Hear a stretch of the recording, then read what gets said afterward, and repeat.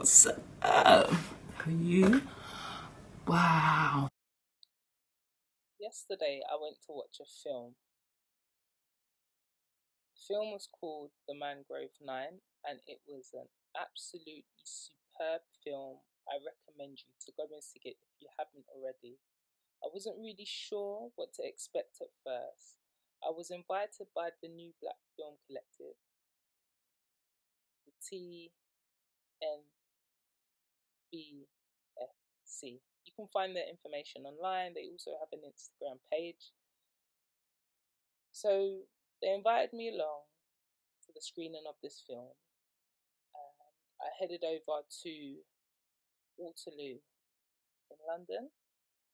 There's a film festival going on at the moment called the London BFI, which is the British Film Institute, and they usually screen films for a week or so, starting from the 7th until sometime next week, I believe. I was able to secure a ticket and it was free.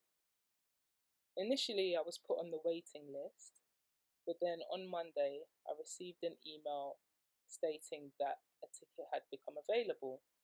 So I thought, why not go? It was only one, so I had to go on my own. I did try and persuade them to give me another ticket at the last minute, but they were sold out. I had a bit of difficulty finding the venue, but it's just by the river. I don't know if you're familiar with South Bank at all, but there is a venue called the Royal Festival Hall. So you have to go up the stairs to get there. And if you follow it round to your right and go down the stairs, that's where the London BFI is. It might be worth trying to see if there are any tickets available for any other films they may be screening throughout the festival. Most tickets are sold out, but you never know if any tickets do become available.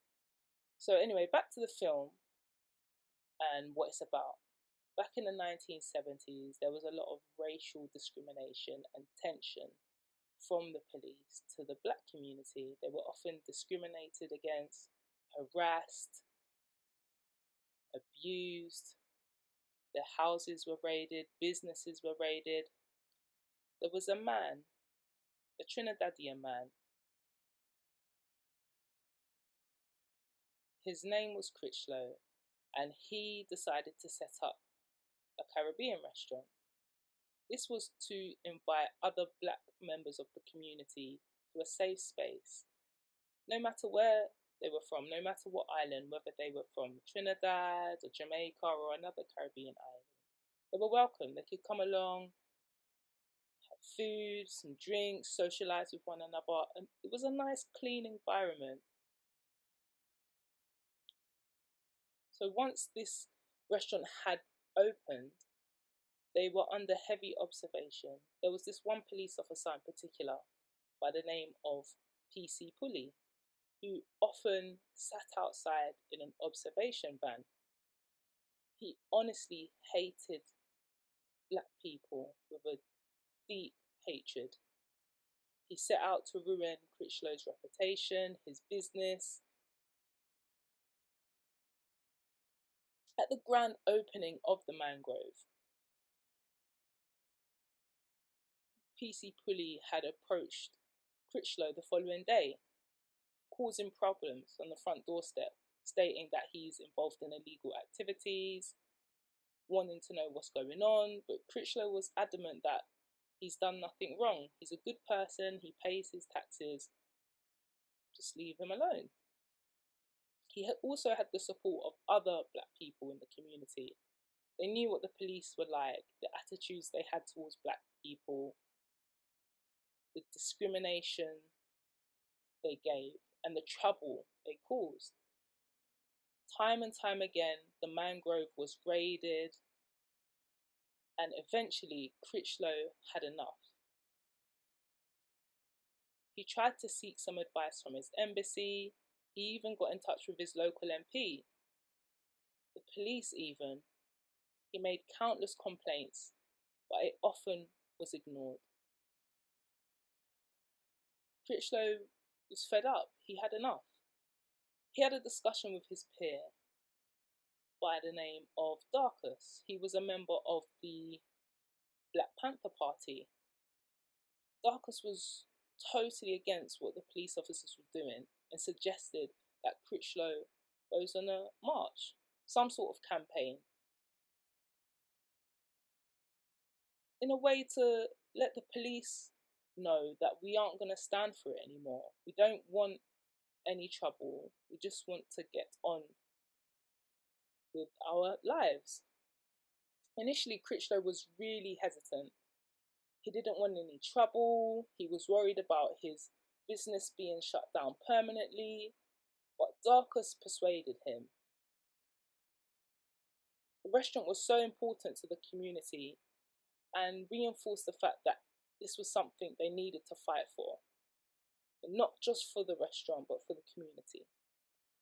This restaurant was based in Notting Hill, West London. And Critchlow decided to gather some people together and go on a march. There were many chants, such as "Hands off the blacks, hands off the blacks."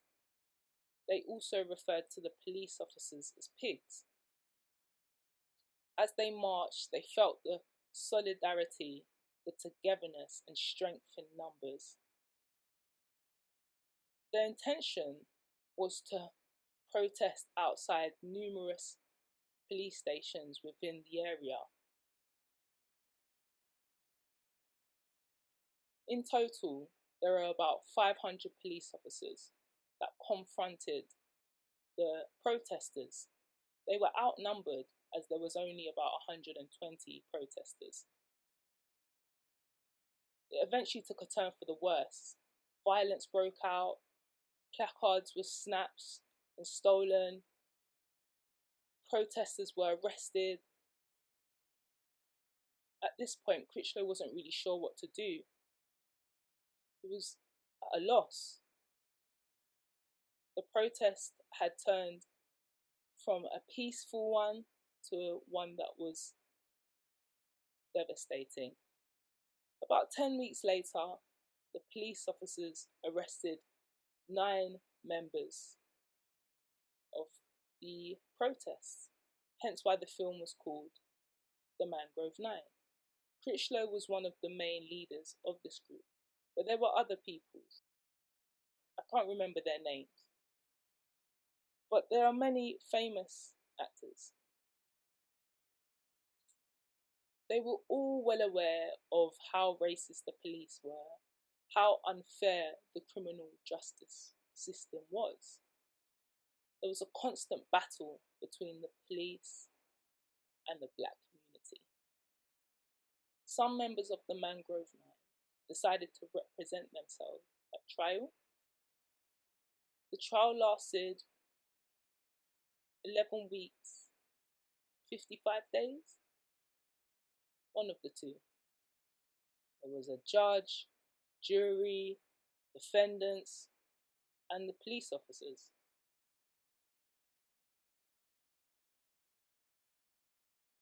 A lot of the family members of the defendants weren't allowed to the trial. They obviously tried to protest this, but was denied. PC Pulley, he was often caught out in his lies, and a lot of his vernacular was very prejudiced towards black people. And it was awful, actually. He even said all black people were prostitutes, ponces, drug dealers, and actually, it was untrue. So it started to spark some questions about Officer Pulley's intentions and his motivations. Eventually, all defendants were found not guilty. And this actually caused the judge to think a lot about racial tensions. He even addressed the jury and suggested that when they make their decision, not to base it on skin colour, the fact that police officers are in uniform, but just on facts alone. With this being said, the defendants won their case. And this is such an important part of Black British history and the racial tensions and issues that were brewing in those times. It made people have to step back and think and change perspectives.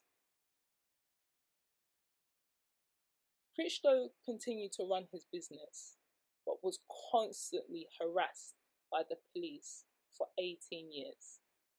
It was at this point he decided to shut his business down for good in 1992. He was even summoned to court 3 times and won his case 3 times. He even sued the police for £50,000.